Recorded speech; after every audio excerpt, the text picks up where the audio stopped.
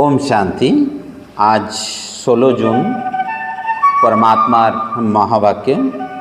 परमात्मा बोलছেন आज যে শুভ ভাব আর প্রেমপূর্বক ভাব ক্রোধকে নিয়ন্ত্রণ করতে পারবে। মানে আমাদের যখন কোনো ক্ষতি হয় বা কারোর দ্বারাতে ক্ষতি হয়, তাতে সে জীব জন্তু বা যেই হোক না কেন, মনে করুন কোনো একটা গরু হয়তো আপনার বাইকটাকে ধাক্কা দিয়ে দিল যেতে যেতে, আর আপনি পড়ে গেলেন আর আপনার গাড়ির কাঁচটা ভেঙে গেল। তো এখানে পরমাত্মা বলছে যে শুভ ভাব আর প্রেমপূর্বক ভাবনা তোমাকে ক্রোধ থেকে মুক্ত রাখবে। কারণ ক্রোধ করে তুমি কিছু করতে পারবে না। গরুটাকে তুমি অভিশাপও দিতে পারবে না, কারণ গরু অবলা জীব। এমনকি যদি কোনো ব্যক্তির দ্বারাতেও যদি তোমার এরকম হয়, তো সেখানে তার প্রতি তুমি শুভ ভাবনা রাখো, প্রেমপূর্বক ভাবনা রাখো, দেখবে তার দ্বারাতেই কোনোদিন না কোনোদিন, যার দ্বারাতে আজকে তোমার এক নুকসান হলো, ক্ষতি হলো, তার দ্বারাতেই একদিন তোমার মঙ্গল হবে, ভালো হবে। আর এতেই তোমারও মঙ্গল আর দশের মঙ্গল।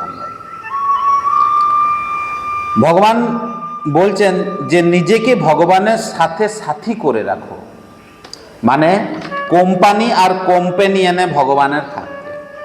তো তাতে করে কি হবে না, পরমাত্মার যে জ্ঞান গুণ পবিত্রতার পাখা, আমাদেরকে সুখ শান্তির দুটো পাখা দিয়ে আমরা পরীর মতো এই মন বুদ্ধি দিয়ে আমরা সদা এই সংসার, এই ক্লেশ ঘৃণা হিংসা দ্বেষ থেকে আমরা সদা উপরে উঠতে পারবো।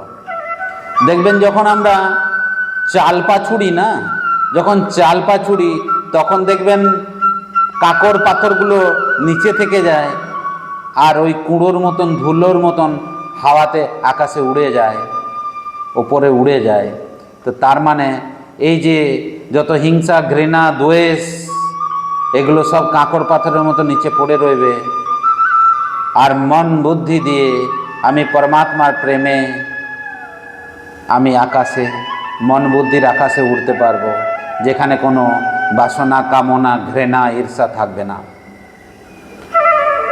3 নম্বর পরমাত্মা বলছে যে পবিত্রতা শব্দ মানে बहुत सूक्ष्मति सूक्ष्म है कि पवित्रता माने मन बुद्धि संकल्प वृत्तिते जेन सबार मंगल कामना है। आमार मन बुद्धि दिए मुखे सबार काछे भालो बोललाम, आर मनेर भेतरे आमार कारोर प्रति घृणा रइलो, हिंसा रइलो, द्वेष रइलो, तो परमात्मा बोलছে এটা सूक्ष्मति सूक्ष्म তোমার বিকার, মানে পবিত্রতায় হনন হচ্ছে। আমি ওপরে বলছি বাহ খুব ভালো হলো, কেউ বলছে যে আমার ছেলে চাকরি পেলো, তো আমি ওপরে যেরকম বলছি তাকে বাহ খুব ভালো হয়েছে, খুব ভালো হয়েছে, দরকার ছিল, কিন্তু ভেতরে মনে মনে বলছি কি করে পেলো, কি করে পেয়ে গেল, ও তো কিছুই জানতো না, চাকরি পেয়ে গেল। তো তাতে আমি তার কোনো ক্ষতি করতে পারবো না, কিন্তু আমি স্বয়মের ক্ষতি করব।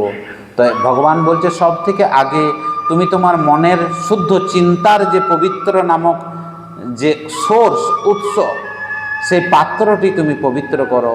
সেই তোমার যেখান থেকে চিন্তা উৎপন্ন হচ্ছে, তো মন বচন করম তিনটেই শুদ্ধ হয়ে যাবে। যখন তোমার মন শুদ্ধ, তখন তোমার বাণী শুদ্ধ, আর যখন বাণী শুদ্ধ, তখন তোমার কর্মও শুদ্ধ, আর তার ফলও তোমার শুদ্ধ ফল পাবে, হ্যাঁ না? তো আমাদের যে কোনো বিকার মনের মধ্যে দৃষ্টি থেকেই হয়, মানে বৃত্তি মনের মধ্যে চিন্তন, চিন্তন অনুযায়ী দৃষ্টি, এবং সেই দৃষ্টি অনুযায়ী আমাদের কৃতি মানে কর্ম তৈরি হয়। তা আমরা যদি চিন্তনটাকে শুদ্ধ করতে পারি পরমাত্মার প্রেম আশীর্বাদ দিয়ে, তাহলে আমাদের কর্ম, বল বচন আর কর্ম দুটোই শুদ্ধ হয়ে যাবে।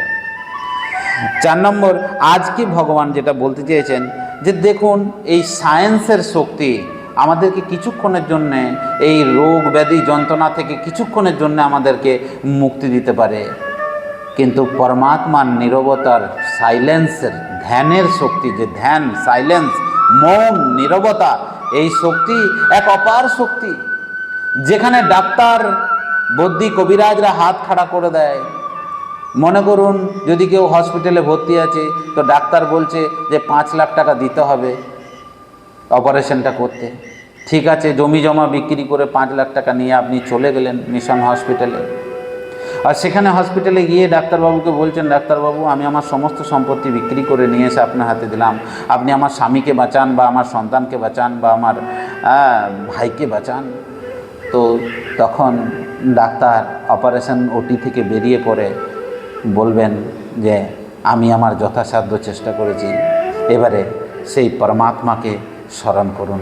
ইয়ানি কি এই জগতের ধন দৌলত দিয়ে পরে আমি তো দাবা মানে ওষুধ তো কিনতে পাচ্ছি, কিন্তু দোয়া মানে আশীর্বাদ, যেটা আমাকে জমা রাখতে হয় আগের থেকে আমার কর্মের মাধ্যমে, যেটা এমার্জেন্সিতে পয়সা দিয়ে ধন দৌলত দিয়ে পাওয়া যায় না।